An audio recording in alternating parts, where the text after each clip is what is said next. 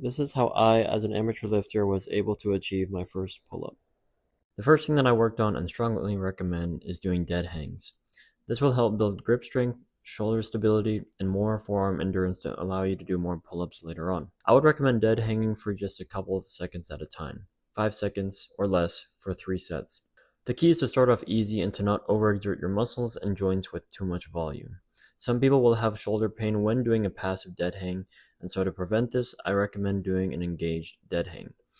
To do this, grab the bar and without bending your elbows, pull your shoulder blades down and slightly back like you're trying to put them into your back pockets. This is great for building shoulder stability while reducing stress on your joints.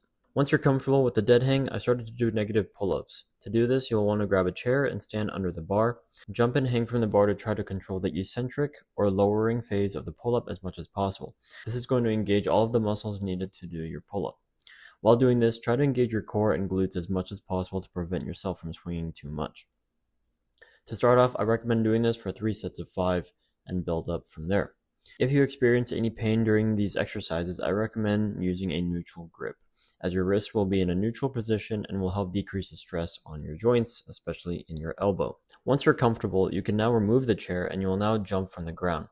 This is going to be a more dynamic movement that will be very similar to the actual pull-up that you will be doing.